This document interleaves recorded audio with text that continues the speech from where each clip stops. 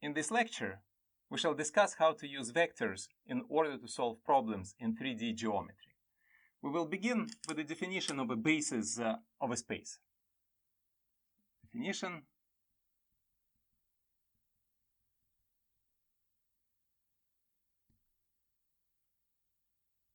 A basis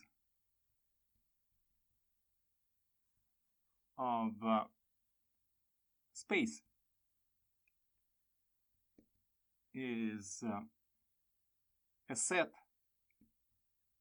of three vectors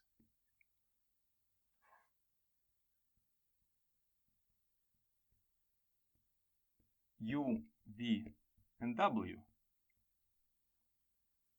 such that when they are drawn with a common starting point,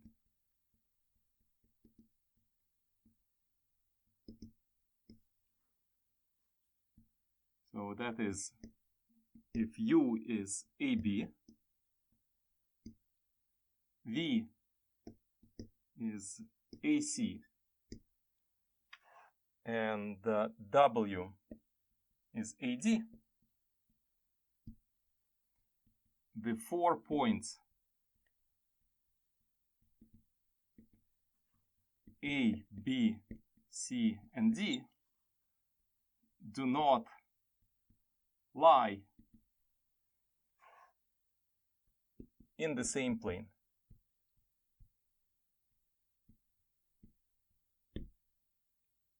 So let us illustrate this with the following picture. So here you should imagine that this is a three-dimensional picture. And so here we have three vectors with a common starting point. And these three vectors form the shape of a tetrahedron, so that these 4 points do not lie in the same plane. Using Euclid's axioms for spatial geometry, it is possible to prove that the basis, as we defined it, has the following two properties. One, every vector in space can be expressed as a linear combination of basis vectors. So if we have any vector S, then we can find scalars C1, C2, and C3 such that S can be written as C1 times U plus C2 times V plus C3 times W for some scalars C1, C2, C3, which are real numbers. And the second property of a basis is equally important and says that if a linear combination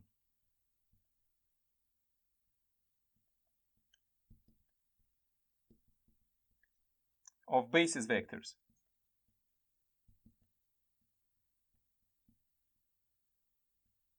is equal to zero vector, so that is C1U plus C2V plus C3W is equal to 0, then all three scalars must be 0. C1 is equal to 0, C2 is equal to 0, and C3 is equal to 0. These are the two fundamental properties of a basis, and they will be indisposable when we solve problems in vector geometry. Let's consider the following problem. We have a tetrahedron ABCD. In this tetrahedron, we pick M to be the midpoint of the edge AB and consider a plane MCD that slices through this tetrahedron. Also, we construct a point P, which is the point of intersection of medians in the base BCD, and then join this point P with a line through A. And we let Q be the point of intersection of the line AP with the plane MCD.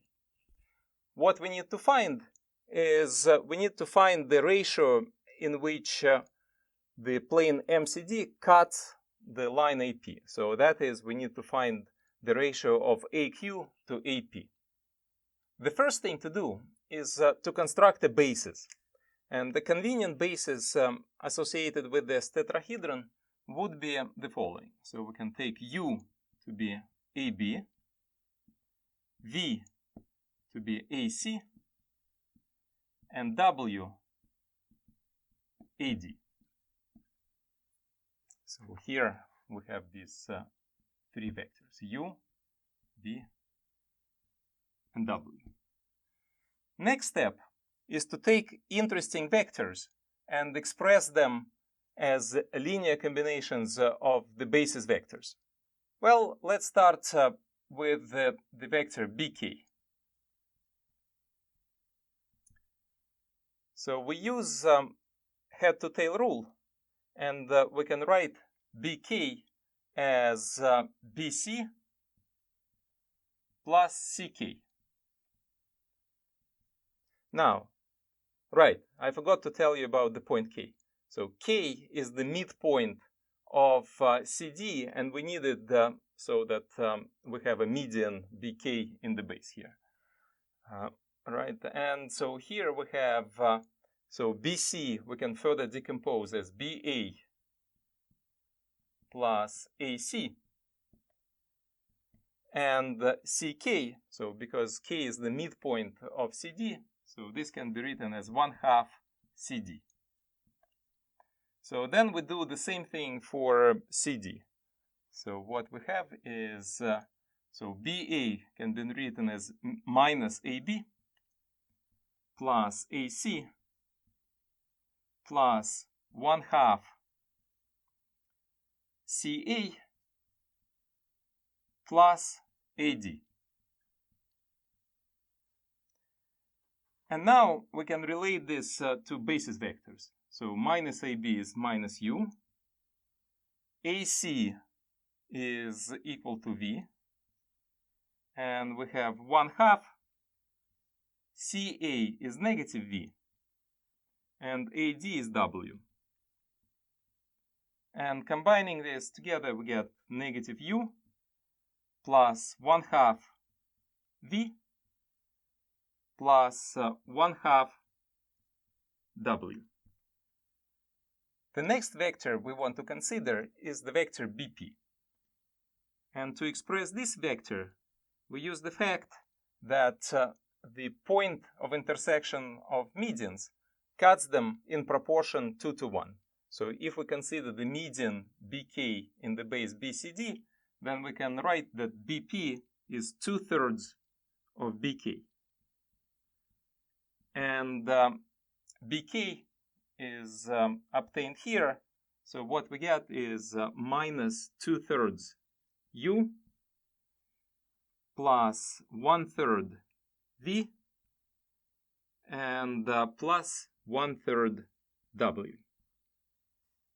Next, we express vector AP. AP can be written as AB plus BP. Now, AB is just the vector U, and the expression for BP is here. So if we put this together, then we get 1/3 U plus 1/3 V plus 1/3 W. The next two vectors that are interesting for us are those associated with the plane MCD. So here we're interested in finding the expression for MC and MD. So let's start with MC. In order to express MC as a linear combination of basis vectors, we apply head-to-tail rule passing through the point A. So we write this as MA plus AC. And then MA is 1/2 of BA, because M is the midpoint of AB. And we have plus AC. And so what we get is BA is negative U, so we get minus 1/2 U plus V. We deal with MD in exactly the same way. So MD is MA plus AD, and we're going to get minus 1/2 U plus W. For the next step, we go from three-dimensional geometry to two-dimensional geometry, and we just consider the plane MCD. So here, the point Q belongs to this plane, so the vector MQ will lie in this plane as well. And what we can say is we can choose this pair of vectors MC and MD as a basis of plane MCD. And now, since the vector MQ lies in this plane, we can say MQ lies in MCD. Because of this, we can express MQ as a linear combination of basis vectors of this plane. But we don't know the coefficients of this linear combination, so we're going to write it with unknowns. So we're going to write MQ as X times MC plus Y times MD. And finally, so if we denote by Z the ratio that we need to find, so here the vectors, so the vector AQ is a multiple of a vector AP. And so what we can write is, we can write AQ as Z times the vector AP. Now, in our preparation steps, so we expressed all vectors that appear in this right-hand side as linear combinations of U, V, and W. And so now the thing to do is we want to tie together vectors MQ and AQ using a head-to-tail rule. And so one way of doing this is the following. So we can write that AM plus MQ is equal to AQ. Let us now take this equality and substitute for these vectors our expressions in terms of U, V, and W. We begin with the left-hand side. AM is 1/2 U plus MQ. MQ is X times MC plus Y times MD. So we have X times MC, and here is the expression for MC, minus 1/2 U plus V, plus Y times MD, which is minus 1/2 U plus W. And this equals to AQ, which is Z times AP, and here is the expression for AP, 1/3 U plus 1/3 V plus 1/3 W. In our next step, we're going to move the right-hand side to the left, and we're going to combine all terms with U, with V, and with W. So now, so we'll have the terms with U plus the terms with V plus the terms with W. So for U, we have 1/2 minus, so here we have x over 2 minus y over 2, and here we'll have minus z over 3. Now the terms with V, so here we have x, there is no V here, and here we will have minus z over 3. And for the terms with W, so we're going to have y minus z over 3. And since we moved everything to the left-hand side, so this is all equal to the 0 vector. Now we apply our principle. So we have a linear combination of basis vectors, which is equal to the 0 vector. So from what we said earlier, so this means that we can equate each coefficient of this linear combination to 0. So we get the following system of linear equations. Since this is such a simple system, I'm not going to bother with matrices and Gaussian elimination. So here we can easily analyze it, and from the second equation we see that x is equal to z over 3, and from the last equation we see that y is equal to z over 3.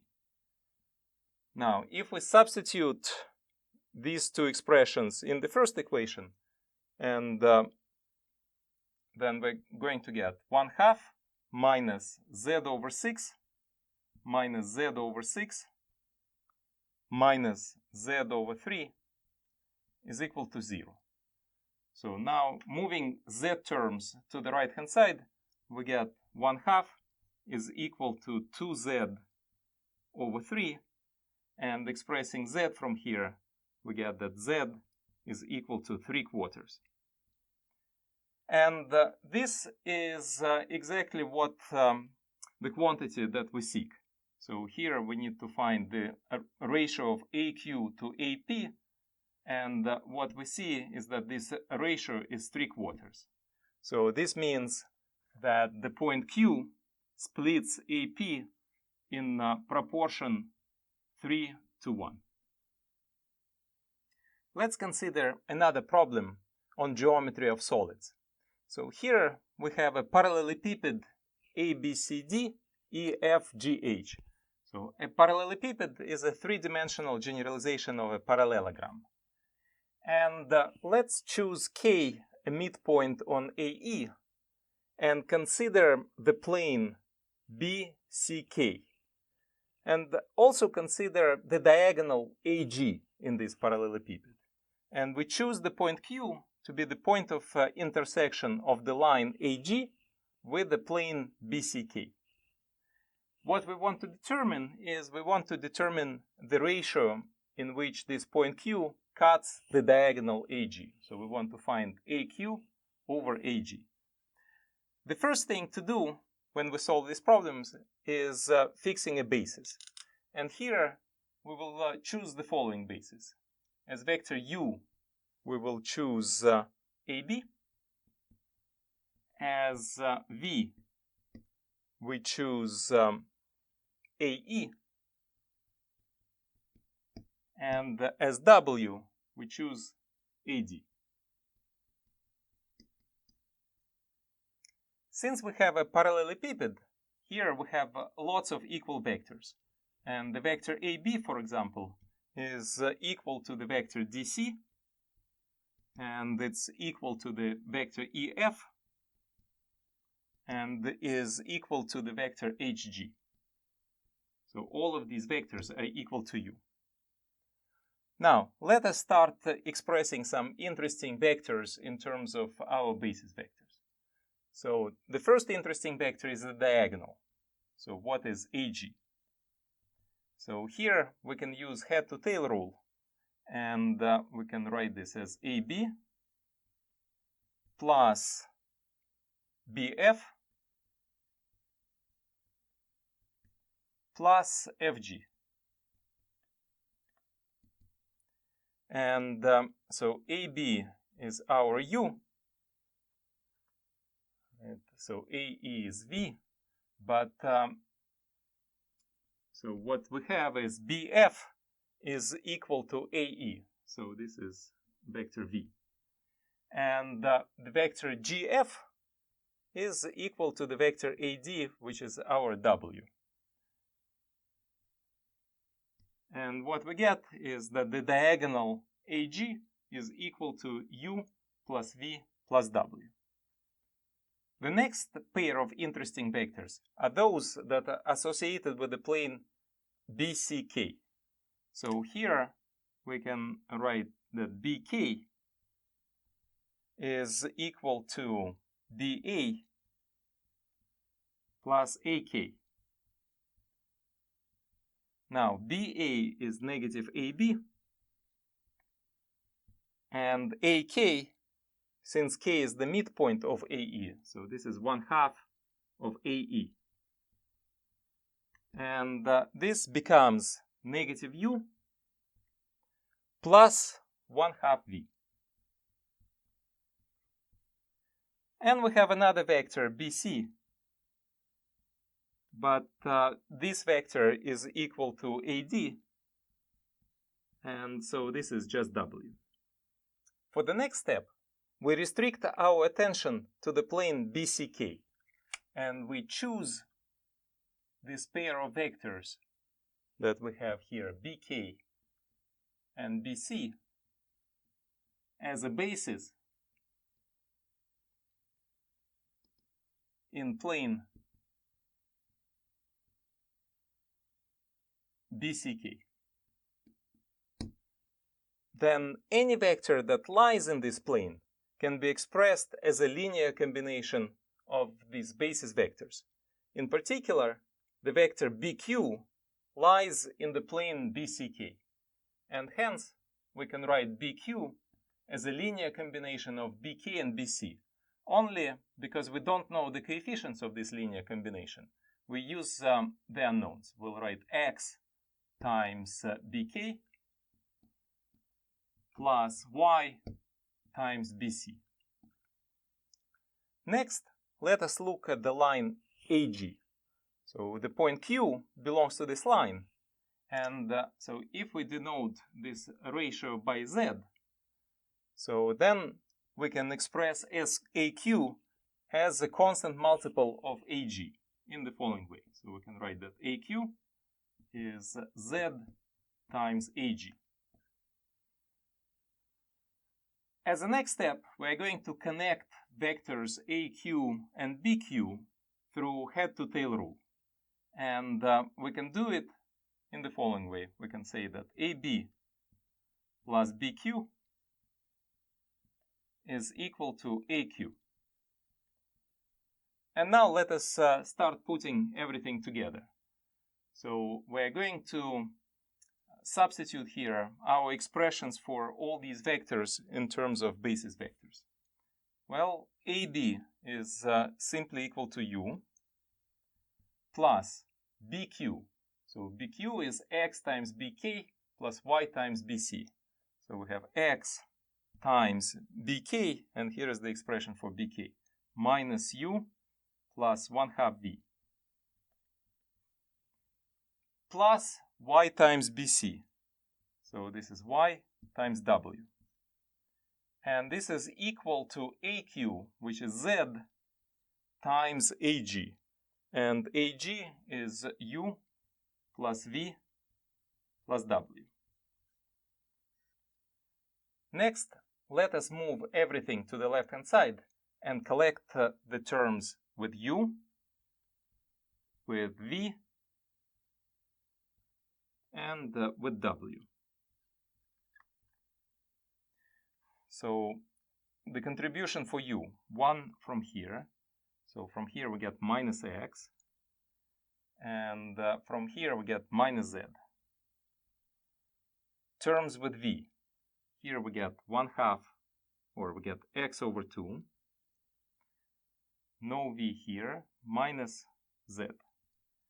And terms with W, we're going to get y minus z. And this is all equal to the 0 vector. And now we apply our fundamental principle. If a linear combination of basis vectors is equal to 0 vector, then all coefficients of this linear combination must be equal to 0. And we get the following system of equations. We get 1 minus x minus z is 0, x over 2 minus z is 0, and y minus z is equal to 0. So from here, from the last equation, we get that y is equal to z. From this equation, we get that x is equal to 2z. And finally, if we substitute this in the first equation, we get 1 minus 2z minus z is equal to 0. So this tells us that 3z is equal to 1 and z is equal to 1/3. So this tells us that the point Q splits the segment AG in proportion 1 to 2.